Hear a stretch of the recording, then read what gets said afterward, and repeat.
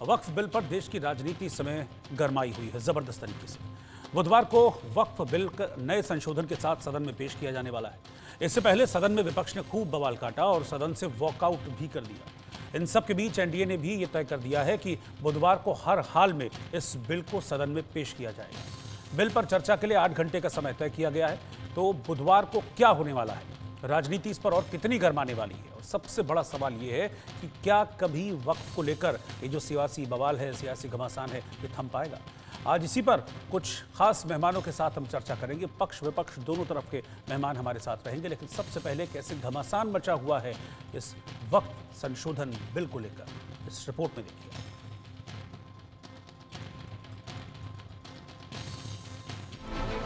बाजी करने के लिए सदन नहीं है।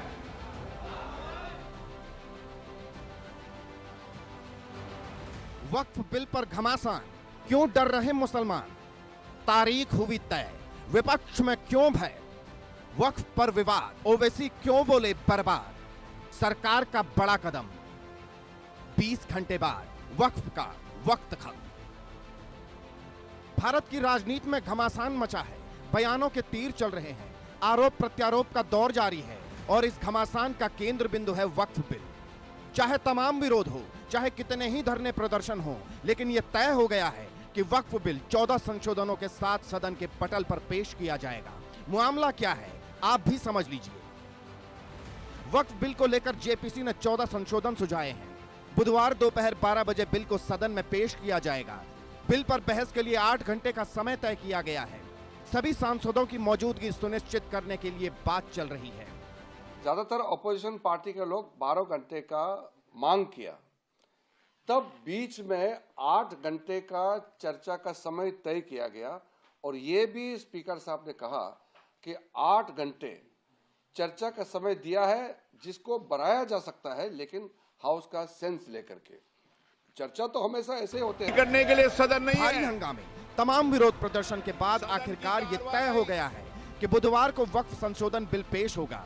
इसे लेकर विपक्ष पहले से ही हमलावर है। ओवैसी समेत तमाम विपक्षी दलों के नेताओं ने आरोप मढ़ दिया है कि सरकार विपक्ष से जुड़े मुद्दों को लेकर गंभीर नहीं है। एनडीए की गवर्नमेंट, जिसको चंद्रबाबू नायडू, नीतीश कुमार, चिराग पासवान और जयंत चौधरी सपोर्ट कर रहे हैं, ये वक्फ बिल अनकॉन्स्टिट्यूशनल है।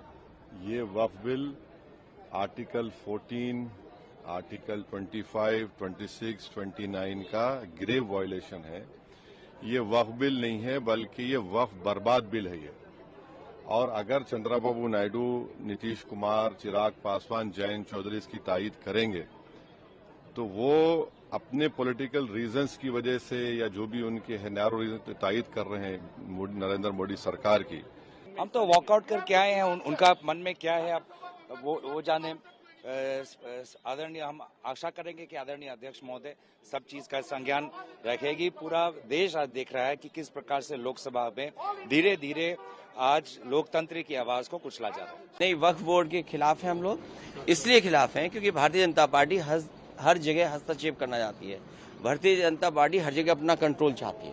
सर, साथ ही जो अजमेर के हैं वो लोग सपोर्ट कर रहे थे, चिश्ती लोग, वो लोग कह रहे हैं कि इसको भ्रम फैलाया जा रहा है, ये सही है। ये भारतीय जनता पार्टी किससे क्या कहलवा दे, किससे क्या करवा दे, ये भारतीय जनता पार्टी का कमाल है। भले ही विपक्ष वक्फ बिल को लेकर सरकार पर हमलावर हो रहा हो, लेकिन बीजेपी के फायर ब्रांड नेता और यूपी के सीएम योगी आदित्यनाथ ने एक इंटरव्यू में साफ साफ कह दिया, वक्फ व्यक्तिगत स्वार्थ का अड्डा बन गया है। वक्फ बोर्ड ने कल्याण के काम नहीं किए, मेरे लिए राष्ट्र ही सबसे ऊपर है। उधर सरकार के रुख से नाराज होकर विपक्षी दलों के सदस्यों ने बिजनेस एडवाइजरी कमेटी की बैठक से वॉकआउट कर दिया। कुल मिलाकर राजनीति गरमाई हुई है, बयानबाजी हो रही है, विरोध भी देखने को मिला है। अब बस इंतजार बुधवार का है। आगे क्या होगा ये तो समय ही बताएगा। Bureau report, India news. तो वक्फ को लेकर बड़ा लंबा ये बवाल चला, फिर जेपीसी इसमें बनाई गई। जेपीसी की कई सारी बैठकें हुई। इसमें कई अलग अलग दलों के लोग शामिल थे। इस पर चर्चा हुई। हालांकि विपक्ष ये आरोप लगाता है कि इस पर किसी भी तरह की कोई चर्चा हुई नहीं और सरकार अपनी मनमानी से इस वक्फ संशोधन बिल यानी कि वक्फ अमेंडमेंट बिल को अब टेबल करने जा रही है। इसकी कुछ इंपॉर्टेंट पॉइंट्स भी अभी तक निकल कर सामने आ रहा है, लेकिन सवाल यह है कि कल क्या होने वाला है, उससे पहले क्या हो रहा है उस पर चर्चा करने की जरूरत है। कल तो 8 घंटे का समय तय कर दिया गया है कि कल 8 घंटे इस पर चर्चा होगी और उसके बाद फिर देखते हैं इस पर क्या होगा। लेकिन विरोध अभी से नहीं, बहुत पहले से देखा जा रहा है। ईद पर भी विरोध देखा हमने, अलविदा जुमा की नमाज पर भी विरोध देखा। इससे पहले विजयवाड़ा में प्रोटेस्ट किया गया, बिहार में प्रोटेस्ट किया गया, दिल्ली में जंतर मंतर पर प्रोटेस्ट किया। दिल्ली में तो ये तक कह दिया गया था जंतर मंतर पर प्रोटेस्ट करते हुए कि हम शाहीन बाग पार्ट 2 की तैयारी कर रहे हैं। अब सोचिए आप कि कितना बवाल इस पर मचा था। कुछ खास मेहमान हैं इस वक्त मेरे साथ चर्चा करने के लिए। रिपोर्ट तो मैंने आपको दिखा दी, मेहमानों से इंट्रोड्यूस कराता हूं, फिर चर्चा की शुरुआत करते हैं। मेरे साथ इस वक्त AK वाजपेयी साहब, जो कि नेशनल सीनियर वाइस प्रेसिडेंट और नेशनल स्पोक्स पर्सन है LJP लोक जनशक्ति पार्टी के। मेरे साथ तहसीन पूनावाला जी, जो कि पॉलिटिकल एनालिस्ट हैं, राजनीतिक विश्लेषक, वो इस वक्त साथ में हैं। और दानिश आज़ाद अंसारी साहब, उत्तर प्रदेश सरकार में अल्पसंख्यक कल्याण मामलों के मंत्री हैं। आप तीनों को बहुत बहुत स्वागत है। लेकिन सबसे पहले वाजपेयी साहब, मैं आपके पास आ रहा हूँ। इस बिल को लेकर बहुत सारी बातें हो रही हैं। सरकार कहती है कि भाई भ्रम फैलाया जा रहा है। आप देख तो लो कि भाई बिल में है क्या, तभी तो आप कहोगे कि अच्छा है या बुरा है। लेकिन फिर भी असदुद्दीन ओवैसी हैं, अखिलेश यादव हैं, कांग्रेस है, बहुत से ऐसे नेता हैं जो इस बिल को मुसलमान विरोधी बता रहे हैं। आपका टेक क्या है सर? देखिए, ऐसा है कि वक्फ बिल को मुसलमान विरोधी बताना एक बात है और ये कंप्लीटली राजनीतिक स्टेटमेंट है। और हाथ कंगन को आरसी क्या, अभी 2 लोग पैनल में हैं और तहसीन तो हमारे मित्र भी हैं और बहुत इंटेलिजेंट हैं, एडवोकेट भी हैं, प्रैक्टिस भी करते। तो ये अगर हमको बताएंगे कमियां 1 2 3 4 5 तो हमको अच्छा लगेगा। देखिए, इसमें हकीकत में क्यों लाया जा रहा है। इनिशियल एक्ट पड़ा था 2013 में, उसके बाद 23 में अमेंड हुआ, उसके बाद 59 में अमेंड हुआ, उसके बाद 95 में अमेंड हुआ, उसके बाद 2013 में कांग्रेस की गवर्नमेंट ने अमेंडमेंट किया और अब हम अमेंडमेंट कर रहे हैं। हम कोई पूरा कानून स्क्रैप नहीं कर दिया हमने, 14 संशोधन उसमें ला रहे हैं और उसके पीछे मंशा बड़ी साफ। मंशा ये है कि किसी तरीके से जो उसमें भ्रष्टाचार है या मिसयूज ऑफ लैंड है, जो जमीन अल्लाह को दी गई, वेलफेयर के जो बेवा लोग हैं, यतीम लोग हैं, गरीब गुरबा है, उनके फायदे के लिए जो होना चाहिए उसको मिसयूज किया जा रहा है। तो 70 सालों में जो कमियां रह गई हैं, उस कमियों को दूर करने की नियत से ये बिल लाया जा रहा है और पार्लियामेंट में कल चर्चा होगी। जो अमेंडमेंट अगर कोई जायज होंगे, वैसे तो 31 पार्टियां JPC में शामिल थी और 92 लाख ऑब्जेक्शन, सजेशंस, ईमेल्स वगैरह सब आए और उसके बाद 460 पन्नों की JPC की रिपोर्ट बनी हुई। जो ऑब्जेक्शन थे सबको रिकॉर्ड किया गया, कुछ अलाउ किया गया, कुछ डिसअलाउ किया गया। तो उसके बावजूद भी अगर इनको कोई कमी लगती है, चर्चा किस लिए की जा रही है? चर्चा इसीलिए की जा रही है। लेकिन ये भ्रम करना चाहते हैं तो इनको एक बात मालूम होनी चाहिए कि खाली यही खैरख्वाह नहीं है मुसलमानों के या माइनॉरिटी के, हम भी खैरख्वाह हैं, नीतीश बाबू भी खैरख्वाह हैं, TDP वाले भी खैरख्वाह हैं और हम लोग पूरी तरीके से गार्डनिंग का काम करते हैं। हम लोग प्रोटेक्ट करते हैं इंटरेस्ट माइनॉरिटीज का। तो हम कभी ऐसा कोई काम नहीं होने देंगे। और माफ करना, बीजेपी के अलायंस पार्टनर के रूप में मैं ये बात कह रहा हूँ कि बीजेपी हमारे को सम्मान देती है, मान देती है और हमारी बात को मानती भी है। ठीक है, अगर हम उनको कन्विंस करेंगे फौरन मानती है बात को। तो मेरे को ये नहीं समझ आ रहा कि क्यों गुमराह किया जा रहा है। मुद्दे तो उनके पास बहुत है। ठीक है, आप कह रहे हैं कि गुमराह किया जा रहा है और इसमें ऐसा आपत्तिजनक कुछ भी नहीं है जिसको लेकर विपक्ष इतनी हाय तौबा मचा रहा है। तहसीन पूनावाला भी मेरे साथ हैं और आपने कहा तो मैं तहसीन भाई से पूछता हूं ये सवाल। तहसीन, आप मुझे अपना स्टैंड क्लियर कीजिए कि आप इस बिल के फेवर में हैं या विरोध में हैं। पहले तो मैं यही पूछ लूं आपसे, यही क्लियर हो जाएगा।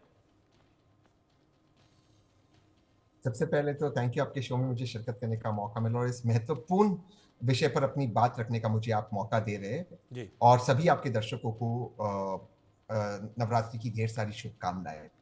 2 चीज मैं कहना चाहता हूँ। देखो, वक्फ में कुछ तो अमेंडमेंट्स की बिल्कुल जरूरत है, इसमें कोई दो राय नहीं है। 100% कुछ अमेंडमेंट्स की जरूरत है। ये नहीं हो सकता कि कुछ ही 10, 15, 20, 25 परिवार के पास सारा वक्फ का रेवेन्यू जाए। ये सबसे पहली बात। ये बात भी बिल्कुल सही कि जो भी वक्फ के पास जमीन है 8 लाख करोड़ 9 लाख करोड़ जितने भी उसकी वैल्यूएशन है, मुझे नहीं पता, जो अटकलें या फिगर्स दिए जाते हैं हमें, रेवेन्यू जो आ रहा है वो केवल 150-200 करोड़ रुपए आ रहे हैं। तो उतनी जमीन का उतना रेंट नहीं आ सकता, तो रेंट भी ठीक से आना चाहिए, जिसके चलते हुए जो सच्चर कमेटी की भी रिपोर्ट है, गरीब मुसलमानों का भला हो सकता है, उनकी लड़कियां पढ़ सकती है। और मैं क्यों मुसलमान लड़की क्यों, भारत की हर गरीब लड़की को पढ़ना चाहिए, जिसके कारण वो सब लोग प्रगति कर सकते हैं। तो उसमें कोई अमेंडमेंट्स लाने में कोई बुरी बात नहीं है। प्रश्न कहाँ आ रहा है, कुछ लीगल और कॉन्स्टिट्यूशनल सवाल है, और दूसरा प्रश्न जा रहा है वो सरकार की मंशा है। फिर यहां मैं कहूंगा, जैसे आगा खानी समुदाय है, पसमंदा है, भोरी, जिनके लिए सेपरेट वक्फ दिया जा रहा है, वो अच्छी बात है। लेकिन जिस तरह से जेपीसी में वक्फ बिल को जनवरी में आपने जेपीसी में एक ही दिन का समय दिया, 400 पेज की रिपोर्ट थी, सभी मेंबर को कहा आप एक दिन में पढ़ लीजिए, शाम को उसको आपने पास कर दिया, मेंबर्स को आपने पढ़ने का समय भी नहीं दिया। इतनी मेहनत हुई, जेपीसी की इतनी लंबी मीटिंग्स हुई, तो उनको पढ़ने का मौका देते। फिर जितने भी विपक्ष के अमेंडमेंट्स थे आपने उनको ऑन बोर्ड नहीं लिया। 44 अमेंडमेंट्स थे विपक्ष के, 14 अमेंडमेंट्स 14 अमेंडमेंट जो सरकार और एनडीए एलाइज की थी सारा लिया, क्योंकि 16-10 की मेजोरिटी थी। तो मुझे लगता है वो भी नहीं करना चाहिए। बहुमत है, लेकिन सबको अगर साथ लेकर, स्टेक होल्डर्स को साथ लेकर अगर बिल आएगा तो मुझे लगता है पास होगा। मुझे लगता है उसमें देश में सुधार होगा। आपका जवाब जो है, मतलब आपने बड़ा बैलेंस जवाब दिया है, कभी हाँ कभी ना वाला जो जवाब है ना, बड़ा बैलेंस आपने करने की कोशिश की। स्टैंड क्लियर नहीं हुआ कि हाँ आप फेवर में हैं या इसके अगेंस्ट में। खैर, दानिश आज़ाद जी भी मेरे साथ हैं, उत्तर प्रदेश सरकार में अल्पसंख्यक मामलों के मंत्री हैं, उनका भी एक टेक मैं लेता हूँ। दानिश साहब, अभी ईद पर हमने देखा कि all India Muslim Personal Law board है, उसकी तरफ से मैं तो फतवा ही कहूँगा कि फतवा जैसा जारी किया गया कि भाई सब काली पट्टी बांधकर इस वक्फ बिल का विरोध करो। मेरा सवाल यह है कि क्या इस फतवे के जरिए क्या प्रेशराइज किया जा रहा है, मुसलमानों को दबाव में डाला जा रहा है कि नहीं भाई तुमको विरोध करना है? सबसे अहम बात यह है कि ये जो विरोध कर रहे हैं, ये क्या वक्फ अमेंडमेंट एक्ट का विरोध है या जो वक्फ की संपत्तियों पे उन्होंने अवैध कब्जे, जो पर्सनल लॉ बोर्ड के लोगों ने और कुछ खास लोगों ने वक्फ की संपत्तियों पे अवैध कब्जे बना के रखे हैं, अगर वक्फ अमेंडमेंट एक्ट आ जाता है तो उनको उन कब्जों को छोड़ना पड़ेगा, ये उसका विरोध है। ये देखिए, दरअसल कि जितना भी वक्फ अमेंडमेंट एक्ट का विरोध हो रहा है, ये विरोध केवल और केवल कुछ खास राजनीतिक दल और कुछ खास लोग कर रहे हैं। और ये खास लोग कौन है?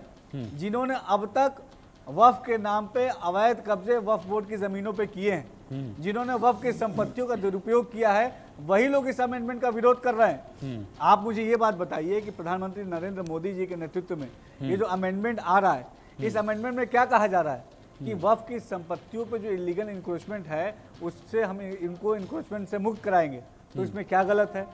इस अमेंडमेंट में ये कहा जा रहा है कि वक्फ के लैंड पे हम हॉस्पिटल्स और स्कूल बनाएंगे जहां पर गरीब पिछड़े पासमानदा मुसलमानों को अच्छी शिक्षा और अच्छी स्वास्थ्य की व्यवस्था मिलेगी। तो इसमें क्या गलत है? इस अमेंडमेंट के माध्यम से, वक्फ अमेंडमेंट एक्ट के माध्यम से ये हम कह रहे हैं कि वक्फ बोर्ड की प्रॉपर ऑडिटिंग होनी चाहिए, प्रॉपर डॉक्यूमेंटेशन होना चाहिए। तो इसमें क्या गलती है? अगर वक्फ बोर्ड की संपत्तियों की, उसके आय की अगर प्रॉपर ऑडिटिंग होगी और उस ऑडिटिंग से निकल के जो आंकड़े सामने आएंगे उसका हम मुस्लिम समाज के वेलफेयर के लिए इस्तेमाल करेंगे। वक्फ के लैंड से जो रेवेन्यू जनरेट होता है वो गवर्नमेंट उसका यूज नहीं कर सकती। उस जो रेवेन्यू का जो जनरेशन होगा, उस रेवेन्यू का जो यूटिलाइजेशन होगा, वो गरीब मुसलमानों के वेलफेयर के लिए होगा। तो इसमें क्या गलत है? देखिए, ये लड़ाई वक्फ बोर्ड के जो खास लोग हैं जिन्होंने वक्फ बोर्ड पे कब्जे बना के रखे हैं उनके खिलाफ है। मोदी सरकार के साथ आम मुसलमान खड़ा है। मैं उत्तर प्रदेश में हूँ, उत्तर प्रदेश में 75 जनपद है और मैं आपके चैनल के माध्यम से तमाम मुस्लिम भाइयों से अपील करता हूं कि वो अपने अपने जनपदों में सर्वे करें, उत्तर प्रदेश में सर्वे करें, हर जनपद में या देश में अलग अलग कोनों में सर्वे करें कि वक्फ बोर्ड की जो लैंड है, उत्तर प्रदेश का मैं एग्जांपल लेता हूं कि इन 75 जनपद में वक्फ बोर्ड की लैंड पे कितने हॉस्पिटल्स बने हैं, इन लैंड्स पे कितने स्कूल्स बने हैं, कितने पब्लिक वेलफेयर के लिए, मुस्लिम समाज के वेलफेयर के लिए ये लैंड इस्तेमाल हो रहे हैं। ये इनका कोई जवाब अगर आप पूछेंगी उन लोगों से जो इसका विरोध कर रहे हैं तो उनके पास कोई जवाब नहीं होगा। आप आंकड़े उठा के देखिए ठीक कि क्या अमरोहा में कितनी लैंड वक्फ की लैंड पे कितने हॉस्पिटल बने हैं, बलिया में वक्फ की लैंड पे कितने हॉस्पिटल बने हैं, गाजीपुर में वक्फ की लैंड पे कितने स्कूल बने हैं, मऊ में इतनी संख्या में वक्फ की लैंड है उत्तर प्रदेश में, वहाँ कितने स्कूल और कॉलेज बने हैं वक्फ की लैंड पे जो गरीब मुसलमानों पासमानदा पिछड़े के वेलफेयर के लिए इस्तेमाल हो रहे हैं। तो इसका कोई जवाब उन्हें नहीं मिलेगा। ये जो विरोध कर रहे हैं वो केवल अपने निजी राजनीतिक स्वार्थ का विरोध कर रहे हैं। वक्फ बोर्ड जो है ये एक जो है गवर्नमेंट की बॉडी है, ये कोई रिलीजियस बॉडी नहीं है, ये एडमिनिस्ट्रेटिव बॉडी। सबसे अहम बात है कि वक्फ बोर्ड ये एडमिनिस्ट्रेटिव बॉडी है, कोई रिलीजियस बॉडी नहीं है।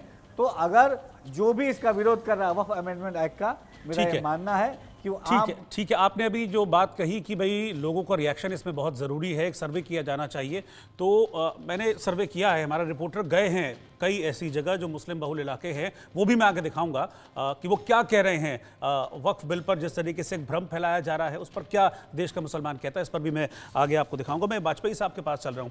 वाजपेयी साहब, ये फियर फैक्टर इसमें कहाँ से आ गया? ये कहा जा रहा है कि भाई ये वाला अगर वक्फ अमेंडमेंट बिल आ गया तो गरीब मुसलमानों की ज़मीन छिन जाएगी, वो सब सरकारी कब्जे में चली जाएगी। ये फियर फैक्टर की एंट्री कहाँ से हो रही है? नहीं, ये लोगों की मजबूरी है एक्चुअली, विपक्षी पार्टियों की। ये गुमराह करते हैं। इन्होंने एनआरसी पे भी किया था, CAA तब किया, 370 आया तब किया, ट्रिपल तलाक आया तब किया, PMLA एक्ट आया तब किया। तो ये तो उनका धर्म है विरोध करना। अगर विरोध है तो आप बताइए ना कौन सा ऑब्जेक्शनेबल पार्ट है उसका जो अमेंडमेंट हम ला रहे हैं, उसमें वो तो बताना पड़ेगा ना। और ये रोक भी नहीं पाएंगे। देखिए लोकसभा में 239 इनके पास विपक्ष के अगर सब कम मान रहे हैं इंडिया गठबंधन के, और हमारे 293 हैं, तो बिल तो पास होगा ही होगा। इसी तरह राज्यसभा में हमारे जो है 123 बनते हैं और इनके रह गए 88। तो कैसे ये रोक लेंगे इस चीज को? वो छोड़िए, लेकिन हम कोई मेजोरिटी होने की वजह से इस बिल को नहीं लाए हैं। प्लीज, हम इस बिल को इसलिए लाए हैं कि जो उसका पर्पज है, वक्फ बोर्ड कोई सरकार की जमीन तो हो नहीं जाएगी, वक्फ बोर्ड तो वक्फ बोर्ड की जमीन रहेगी ना वो, लेकिन उसमें जो गड़बड़ घोटाला है उसको तो ठीक किया जा सकता है ना। आज भी 40-45 हजार केसेस जो है लैंड के डिस्प्यूट के, वो ट्रिब्यूनल के पास पेंडिंग है। अब ट्रिब्यूनल की जो अपील है वो हाईकोर्ट ऑन मेरिट्स नहीं जाएगी। प्लीज, गुमराह करने का ये होता कि नहीं हाईकोर्ट जा सकते हो आप लोग। हम प्रोविजन बना रहे हैं उसमें कि अपील उसकी ट्रिब्यूनल की हाईकोर्ट में लाई करेगी सीधी। और एक बात ये कहते हैं कि ये अनकॉन्स्टिट्यूशनल है। अरे भाई, हमारे पास भी लीगल एक्सपर्ट हैं, पूरा मशीनरी है हमारे पास। अगर अनकॉन्स्टिट्यूशनल होता तो हम ऐसा काम क्यों करेंगे? अनकॉन्स्टिट्यूशनल होगा तो सुप्रीम कोर्ट उसको जाके क्वेश्चन कर देगा। एक जजमेंट सुप्रीम कोर्ट की मुझे याद आ रही है, Waqf board is it not a religious body. Waqf board ना तो सरकार की बॉडी है ना रिलीजियस बॉडी है, वो तो एक बोर्ड बनाया हुआ है। और बोर्ड किस लिए बनाया है कि जो वक्फ की प्रॉपर्टीज है उसको मैनेज किया जाए। अगर उसमें गड़बड़ी है तो उस गड़बड़ी को ठीक करने की कोशिश की जा रही है, तो उसमें क्या इनको एतराज है? क्यों गुमराह कर रहे हैं, क्यों मुद्दा बना रहे हैं? ठीक, तो इनके पास राजनीतिक जो दिवालियापन होता है, मैं कहूंगा ये वो है। लेकिन जनता गुमराह हो गई नहीं। आम आदमी से पूछिए आप, वो कहेगा जी हमारा क्या मतलब वक्फ पे। इसमें तो 200 लोग हैं, सबकी लिस्ट बनी हुई बकायदा, जिन्होंने मेजॉरिटी ऑफ द प्रॉपर्टीज पे कब्जा किया, ठीक है, और उसको मिसयूज करते हैं। और ये टोटल लैंड जैसे है ना, मेरे पास तो डाटा भी है। इंक्रोचमेंट है 19%, ग्रेवयार्ड है 17%, शॉप्स दुकानें वगैरह बनी है 13%, मॉस्क है 14%, एग्रीकल्चर लैंड है 7%।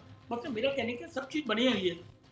तो ये कहते हैं जब डिजिटाइल रिकॉर्ड आपके पास है तो फिर क्या जरूरत है? भाई डिजिटाइल रिकॉर्ड है, लेकिन अगर वो गलत बना हुआ रिकॉर्ड तो वो तो उसका राइट है ना।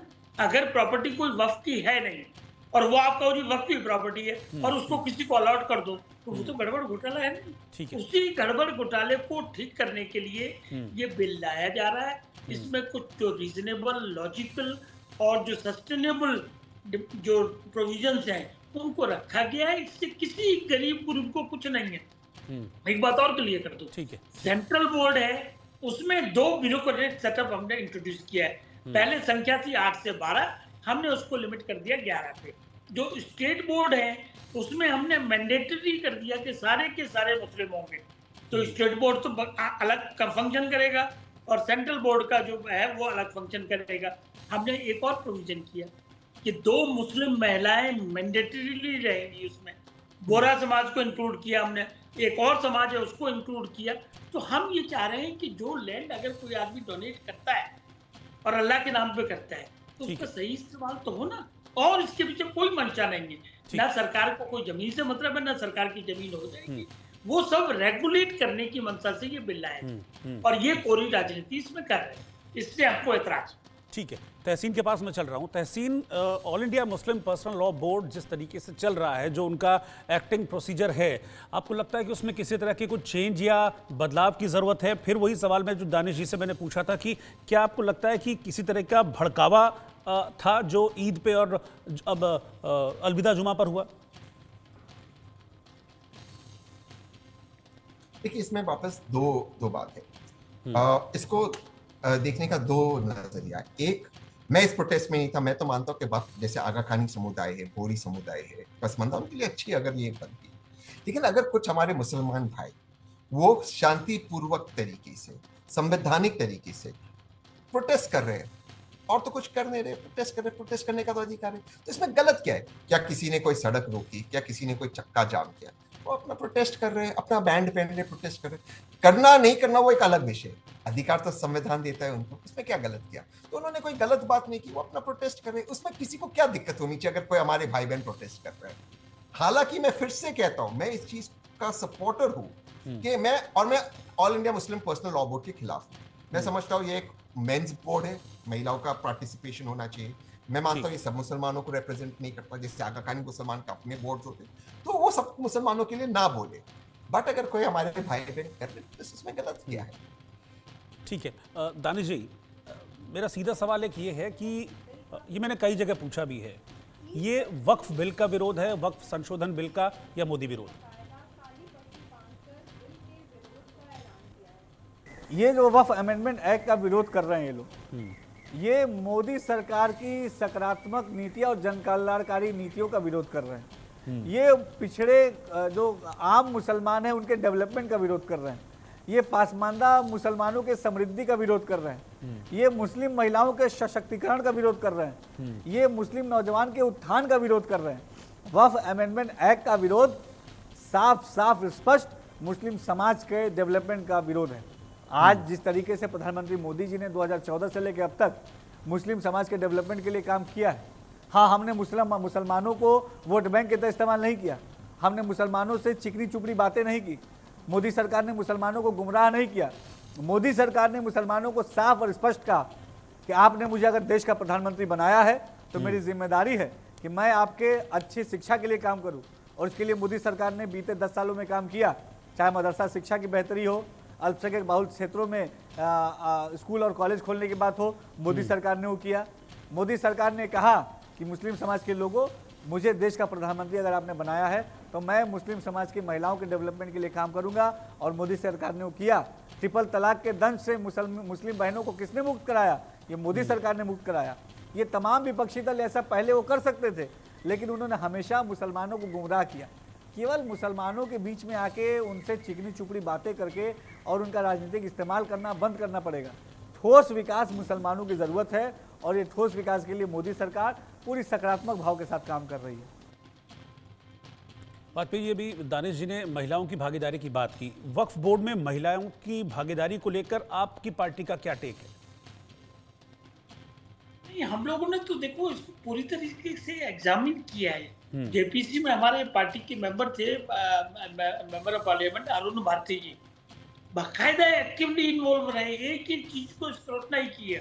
देखिए, मैं ये बात फिर दोबारा कहता हूँ कि विपक्ष के लोग ही मुसलमानों या माइनॉरिटी के खैरख्वाह नहीं है, हम भी उतने ही खैरख्वाह हैं, हम भी उतना माइनॉरिटी को प्रोटेक्ट करते हैं जितना कि ये लोग ढोल पीट रहे हैं। इन्होंने तो नहीं किया, कांग्रेस वालों ने सच्चर कमेटी कब आई थी, इन्होंने लागू की क्या? हम उसमें सच्चर कमेटी में जो रिकमेंडेशंस हैं उसमें से भी कुछ ऐसे इसमें लागू करने की कोशिश कर रहे हैं, इसलिए हम बिल ला रहे हैं। देखिए, हमारी नीयत साफ है, कोई सरकार के पास जमीन नहीं आनी। ये बिल्कुल गुमराह कर रहे हैं, देसी सरेआम गुमराह कर रहे हैं कि मुसलमानों की जमीन चल जाएगी, उनकी मस्जिदें चली जाएंगी, उनके मॉस्के चले जाएंगे। कैसे चले जाएंगे भाई? और इसमें एक और बात है, this amendment will not apply retrospectively. 2025 तक जो स्थिति है उस पर लागू नहीं हो पाएगी, 2025 के बाद प्रोस्पेक्टिवली अप्लाई होगा। तो किस तरह का इनको अंदेशा है? और मैं तो कई डिबेटों में बैठा हूँ, 4-5 दिनों से लगातार चल रहा है मामला। मैं सबसे पूछ रहा हूँ, तहसीन से भी मैंने पूछा, गिनाओ मेरे को नंबर। एक आया था कि इसमें जो अमेंडमेंट में एक आई है कि 5 साल तक मुसलमान होना चाहिए, अगर वो मुसलमान नहीं होगा तो उसकी जमीन वक्फ करने का अधिकार नहीं। तो उसके पीछे भी रीजन है, हिंदू लोग भी वक्फ करते हैं जमीनों को, लेकिन अगर हिंदू बदनीयती से करेगा, जमीन के घोटाले की वजह से करेगा, या बेनामी ट्रांजैक्शन की वजह से कुछ लेन देन करेगा, ये जमीन को देगा, तो उस पर तो पाबंदी लगनी चाहिए। तो इनका जवाब इनके पास कहाँ है? हम बार बार इसी बात को कहते हैं कि आप गिनाइए ना, कैसी ये मुसलमानों के इंटरेस्ट के खिलाफ है या किस तरह से ये उनको डैमेज कर रहा है, ये नहीं बता पाते हैं। और यही आज डिबेट में होगा। आप पूरा घंटा भर करिए, कहीं से कोई चीज निकल के नहीं आएगी। और फायदे इसके मैंने आपको गिना दिए। और ये कहते हैं कि डिजिटाइजेशन जो है वो हो रखा है, हम कब मना कर रहे हैं, हो रखा है। एक एग्जांपल मैं आपको देता हूँ कि कैसे वक्त में प्रॉपर्टी फॉल करती है। एक तो उसका लीगल तरीका है कि आप अगर आप मालिक हैं, प्रॉपर डोनेट करिए, रजिस्टर करिए और रजिस्ट्रेशन डॉक्यूमेंटेशन होगा, उसके बाद वक्त में चलेगी। एक दूसरा तरीका है, जो बोर्ड किसी को सर्वे अपॉइंट कर देता है, वो एक क्लर्क लेवल का आदमी होता है, उसने देखा सर्वे के लिए कि ये फला मस्जिद है वहाँ या फला दरगाह है, वो गया, उसने अपना फोटो खींची और अपनी किसी को जो भी मिल गया उससे स्टेटमेंट ली, उस स्टेटमेंट को लाके, that is called survey report. और सर्वे रिपोर्ट के बेसिस पे गजट नोटिफिकेशन हो गया कि आज से ये जो लैंड है ये वक्फ की लैंड हो गई। तो क्या इस तरह की चीजें जायज है? ये मुकदमेबाजी जो हो रही है वो इसी की वजह से हो रही है। तो हम उसको भी दुरुस्त करना चाहते हैं कि खाली क्लर्क से नहीं होगा। क्लर्क रिपोर्ट सबमिट करेगा डिस्ट्रिक्ट, उसके पास डिस्ट्रिक्ट कलेक्टर उसको एग्जामिन करेगा, वेरीफाई करेगा, ऑब्जेक्शंस मंगाएगा, उसके बाद वो लैंड फॉल करेगी वक्त में। तो अगर मैनेजमेंट प्रॉपर हो जाए, क्या ऐतराज है इसमें? क्यों गुमराह कर रहे हो? और कोई मुद्दा जो आप बात कह रहे हैं ना, उसी को लेकर मैं तहसीन से एक जवाब ले लेता हूं, क्योंकि मैनेजमेंट को लेकर बड़ी समस्या है और मैनेजमेंट को लेकर आरोप भी लगते रहे हैं कि जो वक्फ बोर्ड है, तहसीन ये सवाल आपके लिए है कि जो वक्फ बोर्ड है उसके नाम पर बहुत सारी प्रॉपर्टीज को कब्जाया गया और कुछ लोगों ने भूमाफिया की तरह इसमें काम किया और अवैध तरीके से प्रॉपर्टीज अपने नाम पे उन्होंने कराई। वक्फ में जा रही है, ठीक है, लेकिन वक्फ के नाम पे कोई अपना थोड़ी ना बना लेगा किसी को। बिल्कुल। और उन जिन लोगों ने उस पर कब्जा किया उनको हटाना जरूरी है, या फेयर रेंट लेकर वो रेंट गरीब भारतीयों के प्रगति और प्रोग्रेस के लिए उसका इस्तेमाल होना चाहिए। चाहे उनके लिए आप अस्पताल बनाओ, उनके लिए आप स्कूल बनाओ, उनके लिए आप कॉलेजेस बनाओ, उनके लिए यूनिवर्सिटीज बनाओ, और उनको अच्छी से अच्छी तालीम देकर उनको आगे और भारत के अच्छे नागरिक, इंक्लूसिव नागरिक बनाने का काम करना चाहिए। तो वक्त का अगर ये जो कहा जाता है 8 लाख 9 लाख करोड़ की जो प्रॉपर्टीज है, अगर उसका रेंट अगर मार्केट रेट से देखा जाए तो 7-8 हजार करोड़ तो आना ही चाहिए, बट आ रहा है 150-200 करोड़। अगर 7-8 हजार करोड़ सरकार को या वक्फ को मिलता है, जिसके थ्रू गरीब भारतीयों का, मैं सिर्फ मुसलमान नहीं कहता, जो भी गरीब व्यक्ति उसके लिए हम काम करें, जो एक्चुअली जो पिछड़ा वर्ग है उसके लिए काम करें, मुझे लगता है भारत और भी प्रोग्रेस कर सकते हैं। तालीम में खर्च करो, शिक्षा में खर्च करो और स्वास्थ्य में। ठीक।